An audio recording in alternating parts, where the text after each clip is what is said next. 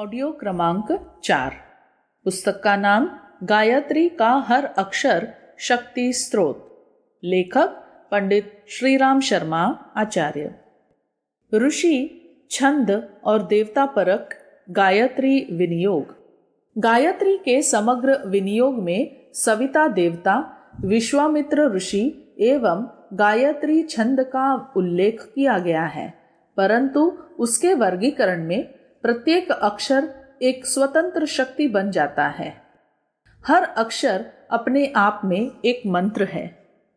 ऐसी दशा में 24 देवता, 24 ऋषि एवं 24 छंदों का उल्लेख होना भी आवश्यक है। तत्वदर्शियों ने वैसा किया भी है। गायत्री विज्ञान की गहराई में उतरने पर इन विभेदों का स्पष्टीकरण होता है। नारंगी ऊपर से एक दिखती है, पर छिलका उतारने पर उसके खंड घटक स्वतंत्र इकाइयों के रूप में भी दृष्टिगोचर होते हैं। गायत्री को नारंगी की उपमा दी जाए तो उसके अंतराल में 24 अक्षरों के रूप में 24 खंड घटकों के दर्शन होते हैं। जो विनियोग एक समग्र गायत्री मंत्र का है, वैसा ही प्रत्येक अक्षर का भी आवश्यक होता है। 24 अक्षरों के लिए 24 विनियोग बनने पर उनके 24 देवता, 24 ऋषि एवं 24 छंद भी बन जाते हैं।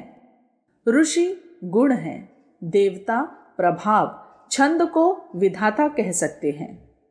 मोटे रूप में पद्यों की संरचना को छंद कहते हैं।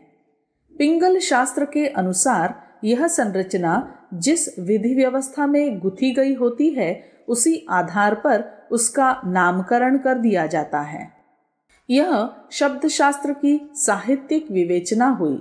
इसी प्रकार मोटे रूप से ऋषियों को व्यक्ति विशेष माना गया है। इनकी ऐतिहासिक चरित्र चर्चा कथा पुराणों में स्थान स्थान पर विस्तार पूर्वक लिखी मिलती है। देवताओं को स्वर्गलोक के निवासी दिव्य शरीरधारी माना जाता है और समझा जाता है कि अर्चना आवाहन करने पर वे कृपा पूर्वक उपासकों के समीप पधारते हैं और उनकी प्रार्थना कामना को पूरा करने में सहायता करते हैं। यह सामान्य स्तर की बाल बोध जानकारी है। गंभीर अवगाहन में गहरे उतरने पर विनियोग का गहरा अर्थ उभरता है। ऋषि सद्गुणों के प्रतीक हैं और देवता उनकी अवधारणा के प्रतिफल। स्पष्ट है कि सद्गुण ही मनुष्य के व्यक्तित्व को महान बनाते हैं और उन्हीं के आधार पर उत्कृष्ट चिंतन और आदर्श कर्तृत्व बन पड़ता है। आंतरिक आत्मिक स्तर और बहिरंग पुरुषार्थ का समन्वय अनेकानेक सिद्धियों और विभूतियों के रूप में प्रतिक्रिया स्वरूप सामने आता है। ऋषि आस्थावान पुरुषार्थ को कहते हैं। प्रकारांतर से इसी को गुण, कर्म, स्वभाव की उत्कृष्टता कह सकते हैं। पवित्र और प्रखर व्यक्तित्व ऋषि है। ऋषियों की संख्या अगणित है। गायत्री साधना से सभी का सीधा संबंध रहा है, किंतु 24 ऋषि गायत्री विद्या के शोध स्तर के विशेषज्ञ माने गए हैं।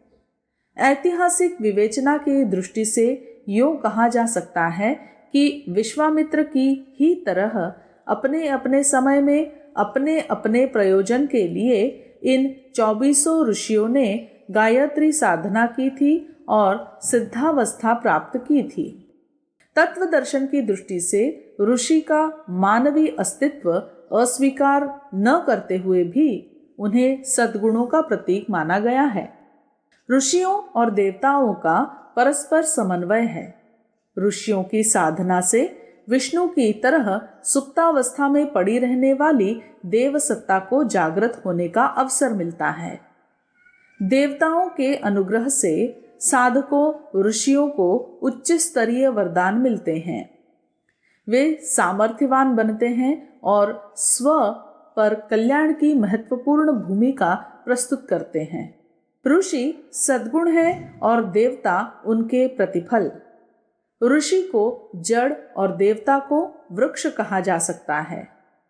ऋषित्व और देवत्व के संयुक्त प्रभाव का परिणाम फल संपदा के रूप में सामने आता है।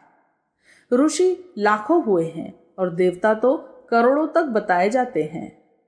ऋषि पृथ्वी पर और देवता स्वर्ग में रहने वाले माने जाते हैं। स्थूल दृष्टि से दोनों के बीच ऐसा कोई तारतम्य नहीं है जिससे उनकी संख्या समान ही रहे। उस असमंजस का निराकरण गायत्री के 24 अक्षरों से संबद्ध ऋषि एवं देवताओं से होता है। हर सद्गुण का विशिष्ट परिणाम होना समझ में आने की योग्य बात है। यो प्रत्येक सद्गुण परिस्थिति के अनुसार अनेकानेक सत्परिणाम प्रस्तुत कर सकता है। फिर भी यह मानकर ही चलना होगा कि प्रत्येक सत्प्रवृत्ति की अपनी विशिष्ट स्थिति होती है और उसी के अनुरूप अतिरिक्त प्रतिक्रिया भी होती है। ऋषि रूपी पुरुषार्थ से देवता रूपी वरदान संयुक्त रूप से जुड़ा रहने की बात हर दृष्टि से समझी जाने योग्य है।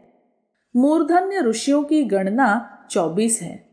इसका उल्लेख गायत्री तंत्र में इस प्रकार मिलता है। वामदेवोर्त्रिवसिष्ठः शुक्रः कण्वः पराशरः विश्वामित्रो महातेजाः कपिलः शौनको महान् याज्ञवल्क्यो भरद्वाजो जमदग्निस्तपोनिधिः गौतमो मुद्गलश्चैव वेदव्यासश्च लोमशः अगस्त्यः कौशिको वत्सः पुलस्त्यो माण्डुकस्तथा दुर्वासास्तपसां श्रेष्ठो नारदः कश्यपस्तथा इत्येते ऋषयः प्रोक्ता वर्णानां क्रमशो मुने।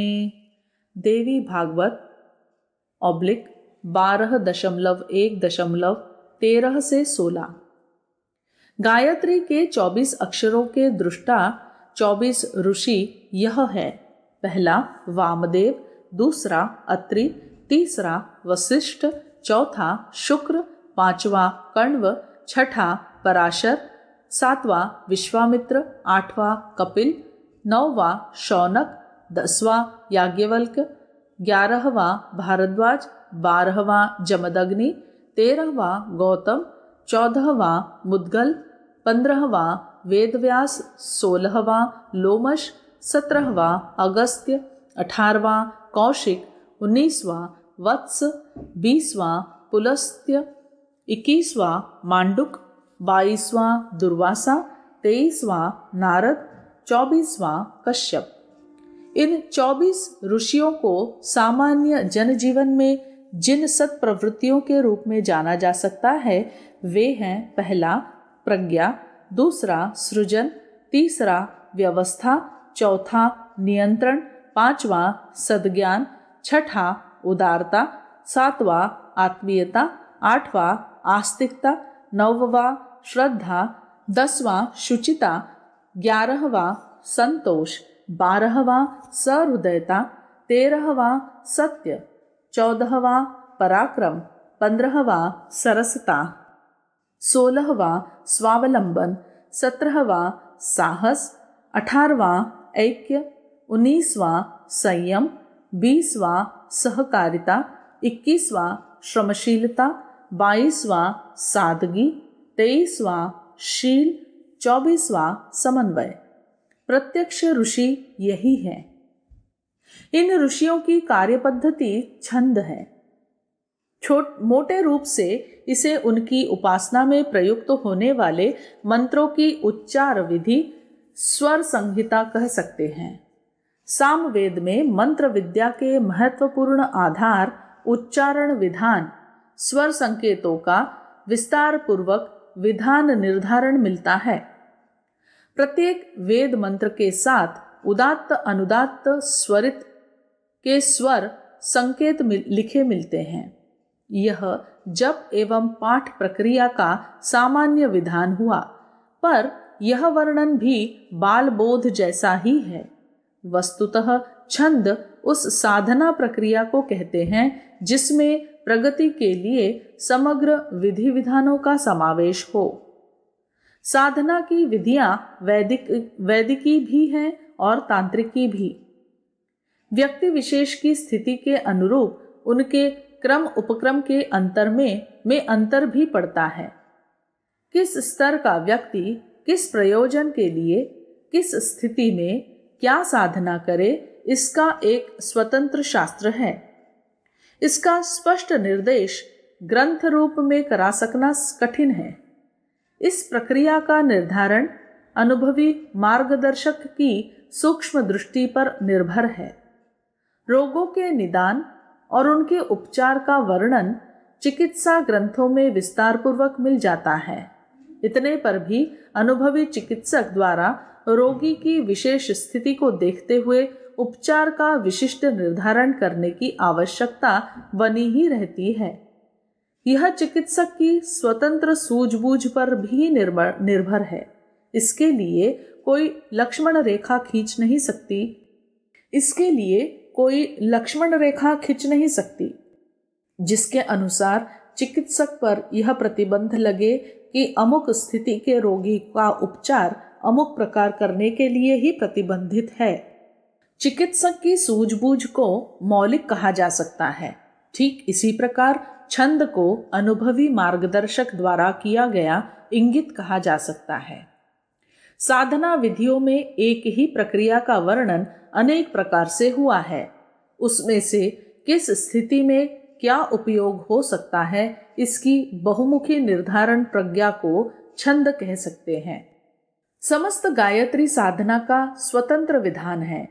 यों स्थिति के अनुरूप उस विधान के भी भेद और उपभेद हैं, किंतु 24 अक्षरों में सन्निहित किसी शक्ति विशेष की साधना करनी हो तो व्यक्ति के स्तर तथा प्रयोजन को ध्यान में रखते हुए जो निर्धारण करना पड़े, उसका संकेत छंद रूप में किया गया है। अच्छा तो यह होता कि पिंगल शास्त्र में जिस प्रकार छंदों के स्वरूप का स्पष्ट निर्धारण किया गया है, उसी प्रकार साधना की छंद प्रक्रिया का भी शास्त्र बना होता, भले ही उसका विस्तार कितना ही बड़ा क्यों न करना पड़ता। यदि ऐसा हो सका होता तो सरलता रहती, किंतु इतने पर भी स्वतंत्र निर्धारण की आवश्यकता से छुटकारा नहीं ही मिलता। जो भी हो, आज स्थिति यह है कि छंद रूप में यह संकेत मौजूद है कि उपचार की दिशा धारा क्या होनी चाहिए। यह सांकेतिक भाषा है। पारंगतों के लिए इस अंगुली निर्देश से भी काम चल सकता है और प्राचीन काल में चलता ही रहा है। पर आज की आवश्यकता यह है कि गुरु परंपरा तक सीमित रहने वाली रहस्यमयी विधि व्यवस्था को अब सर्वसुलभ बनाया जाए। प्राचीन काल में ऐसे प्रयोजन गोपनीय रखे जाते थे। आज भी अणु विस्फोटक जैसे प्रयोगों की विधियां गोपनीय ही रखी जा रही हैं। राजनैतिक रहस्यों के संबंध में भी अधिकारियों को गोपनीयता की शपथ लेनी पड़ती है, पर एक सीमा तक ही यह उचित है। छंद के संबंध में भी एक सीमा तक गोपनीयता बरती जा सकती है, फिर भी उसका उतना विस्तार तो होना ही चाहिए कि उसके लुप्त होने का खतरा न रहे। गायत्री मंत्र के हर अक्षर का एक स्वतंत्र छंद, स्वतंत्र साधना विधान है, जिसका संकेत उल्लेख गायत्री तंत्र में इस प्रकार मिलता है। गायत्र्योष्णिगणुष्टुप च बृहति पंक्तिरेव च त्रिष्टुभं जगति चैव तथाति जगति मता शर्कव शक्वर्याति शक्वरी च धृतिश्चाति धृतिस्तथा विराट प्रस्तार पंक्तिश्च कृतिः प्रकृतिराकृतः विकृतिः संस्कृतिश्चैवा अक्षर पंक्तिस्तथैव च भूर्भुवः स्वरितिश्चन्दस्तथा ज्योतिष्मति स्मृतम् इत्येतानि च छन्दांसि कीर्तितानि महामुने। देवी भागवत 12.1.16 से 19। हे नारद, गायत्री के 24 अक्षरों में 24 छंद सन्निहित हैं।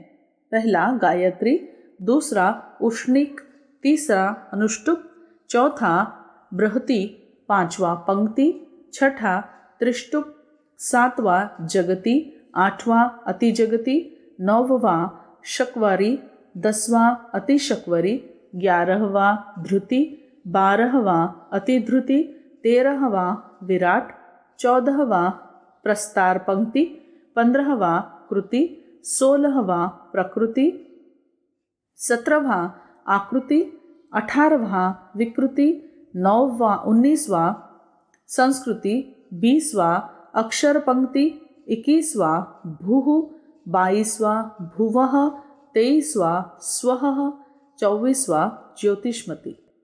छंद विद्या के अंतर्गत साधना विधान का जो उल्लेख मिलता है उसे मुद्रा कहा जाता है। मुद्राओं से योग कई ग्रंथों में मात्र अंगुली संचालन की सामान्य क्रियाओं को ही पर्याप्त मान लिया गया है और गायत्री उपासकों को उन्हें ही कर लेने पर काम चल सकने का आश्वासन दिया गया है, पर यह आरंभ है। वास्तव में मुद्रा विज्ञान अपने आप में एक समग्र शक्ति है। उसमें उंगलियों का ही नहीं, शरीर के विभिन्न अवयवों का, श्वसन संस्थान का तथा मन के विशिष्ट भाव प्रवाहों का समावेश होता है। 24 मुद्रा साधनाओं को गायत्री के 24 अक्षरों के लिए किस प्रकार उपयोग किया जाना चाहिए, इसका निर्धारण अनुभवी मार्गदर्शक के परामर्श से ही हो सकता है। मुद्राओं का उल्लेख घेरंड संहिता में इस प्रकार है: महामुद्रा नभो मुद्रा उड्डीयानं जलम धरम मूलबंधम महाबंधम महावेधश्च खेचरी विपरीतकारिणी योनिर्वज्रोली शक्तिचालिनी ताड़ागी मांडवी मुद्रा शांभवी पंचधारणा अश्विनी पाशिनी काकी मातंगी च भुजंगिनी चतुर्विंशति मुद्राणि सिद्धिदानि योगिनाम। घेरंड संहिता तृतीयोपदेश 1 से 3। पहला महामुद्रा, दूसरा नभो मुद्रा, तीसरा उड्डीयान, चौथा जालंधर बंध, पांचवा मूलबंध, छठा महाबंध, सातवां खेचरी, आठवां विपरीत करणी, नौवां योनि मुद्रा, 10वां वज्रोली, 11वां शक्ति चालनी, 12वां तड़ागी, 13वां मांडवी, 14वां शांभवी, 15वां अश्विनी, 16वां पाशिनी, 17वां काकी, 18वां मातंगी, 19वां भुजंगिनी, 20वां पार्थिवी, 21वां आपंभरी, 22वां वैश्वानरी, 23वां वायवी, 24वां आकाशी। यह 24 मुद्रा साधनाएं योग साधकों को सिद्धियां प्रदान करने वाली हैं। तंत्र प्रकरण में दोनों हाथों की उंगलियों को मिलाकर कुछ विशेष प्रकार की आकृतियां बनाई जाती हैं। इन्हें मुद्रा कहते हैं। मुद्राओं की संख्या 24 है। प्रत्येक अक्षर की एक मुद्रा है। अक्षरों के क्रम से मुद्रा निर्धारण निम्न प्रकार किया गया है। इन्हें किसी अभ्यासी विज्ञजन से अथवा उपासना ग्रंथों में उपलब्ध चित्रों के माध्यम से जाना जा सकता है। अतः परं प्रवक्ष्यामि वर्णमुद्राः क्रमेण तु सुमुखं संपुटं चैव विततं विस्तृतं तथा द्विमुखं त्रिमुखं चैव चतुः पञ्चमुखं तथा षण्मुखाधोमुखं चैव व्यापकाञ्जलिकं तथा शकटं यमपाशं च ग्रथितं सन्मुखोन्मुखं प्रलम्बं मुष्टिकयं चैव मत्स्यं कूर्मं वराहमकं सिंहाक्रान्तं महाक्रान्तं मुद्गरम पल्लवम तथा। देवी भागवत 12.2.13 से 16। अर्थात गायत्री के अनुसार 24 मुद्राएं इस प्रकार हैं। पहला सुमुख, दूसरा संपुट, तीसरा वितत, चौथा विस्तृत, पांचवा द्विमुख, छठा त्रिमुख, सातवां चतुर्मुख, पांचवा आठवां पंचमुख, नौवां षडमुख, 10वां अधोमुख, 11वां व्यापकांजलि, 12वां शकट, 13वां यमपाश, 14वां ग्रंथित, 15वां सन्मुखोन्मुख, 16वां प्रलंब, 17वां मुष्टिक, 18वां मत्स्य, 19वां कूर्म, 20वां वराहक, 21वां सिंहाक्रांत, 22वां महाक्रांत, 23वां मुद्गार, 24वां पल्लव।